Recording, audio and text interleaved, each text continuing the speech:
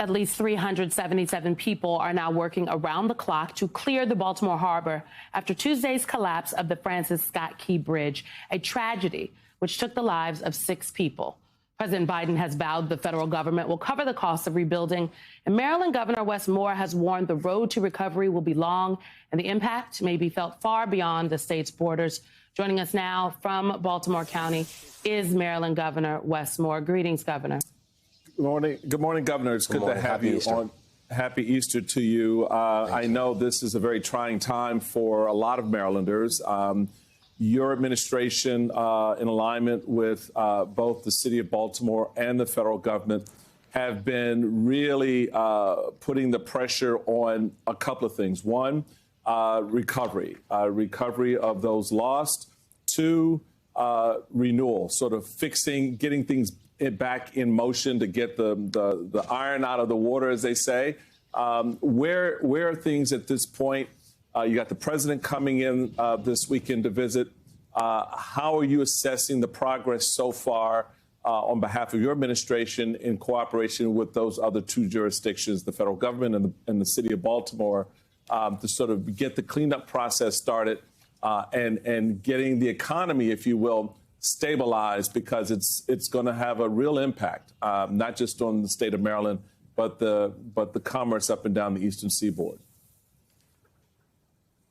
Thank you so much, and first, our prayers continue to go out for these families and also the families of our first responders who have been working 24/7 since this has happened to support. And I tell you, the state has really shown what it means to be Maryland tough and Baltimore strong in this moment. And I've laid out 4 directives. One, we have got to focus on recovery. We need to bring a sense of closure and a sense of comfort to these family members who are suffering right now.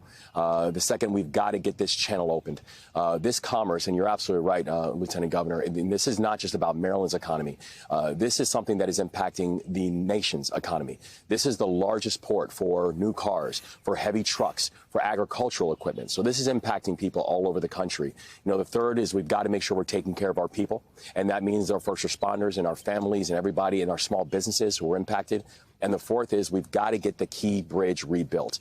And so we've just been working systematically since this tragedy happened to make sure that we are coordinated, that there's a unity of effort and a unity of command, and knowing that in this moment we have got to be able to move safely, but also move quickly to get us back to a sense of normalcy in our area.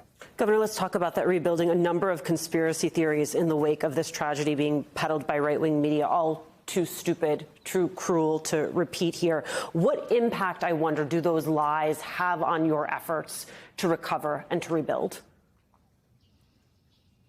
Truthfully, I've been too busy to deal with foolishness.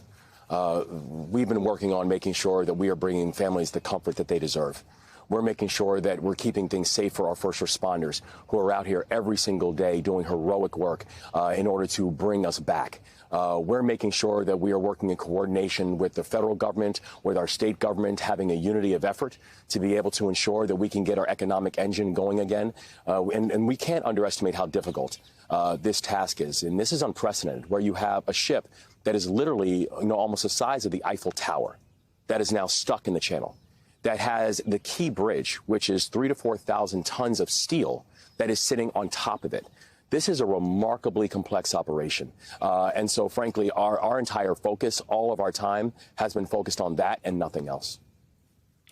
Governor Moore, it's Simone here. I'm wondering, you have proposed legislation to help offset just the hardship that the families of the workers who died in that bridge collapse that they are experiencing. I'm wondering where that legislation stands. And then concurrently, I know that the legislature is also drafting a bill. I think there is bill text right now for a bill that would help the port workers, because there are so many individuals that depend on that port that are currently now not working because of the debris still in the harbor and the bridge being closed.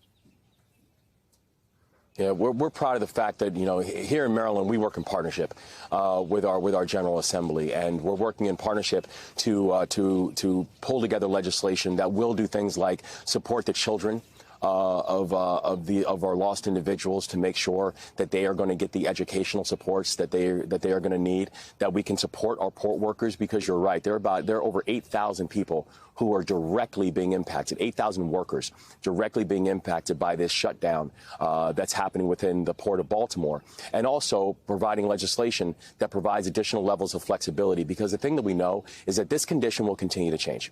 And we are constantly going to have to assess and reassess the situation, and my administration is going to need the flexibility in order to do just that. And so we're working in partnership with our General Assembly to be able to make sure that we have the legislative guidelines and the legislative authorities to be able to do what we need to do in order to keep moving Maryland forward. Governor, where are things at this point, while all the things that you're talking about are proceeding, the 4 points that you listed, the other side of that is what happened? How did it happen? Where are things in the investigation of what occurred on that ship that, had the power outages on the ship several times before the impact into the bridge, clearly affected its navigational control and its ability to be steered? How is that investigation going? Is that something that's being carried on by the Department of Transportation under Secretary Buttigieg's authority? Is it our State Department of Transportation? Is it a combination? How does that investigation fit into those other 4 areas that you talked about? It is the investigation is going to be and continues to be ongoing. NTSB is the one taking the lead on the investigation, and so they are looking into everything that happened to led to this tragedy. They're looking to all the actions that happened as the tragedy was occurring, and they're also looking into the aftermath. That investigation is going to be ongoing, and we need for that investigation to happen because we all need answers. We all need a certainty. We all need an understanding, because if we are going to rebuild, we first need to have a basis and an understanding of what exactly happened. And if people need to be held accountable, they need to be held accountable. So that investigation is going to take place. The thing that we are also working on, and this is on a bipartisan basis, this is something where people say, well, where's the Maryland delegation on it? The entire Maryland delegation, Democrats and Republicans, are in support of us being able to ensure that Congress can move with the speed and the intentionality that is going to be required and necessary, because getting the port reopened, getting this channel opened up has got to be a national priority when we're talking about the economic impacts on our nation that this continues to hit on. Well, Governor, to that point, your message to Republicans in Congress who don't want to approve federal funding for the rebuilding of this bridge because they say this is just about Baltimore, this is just about Maryland. That's it. And I want people to understand who this is impacting. Don't support this because you think you're doing Maryland a favor. We don't need favors. Understand what this means to all the other workers and all the other small businesses all around the country. This is not just impacting Maryland.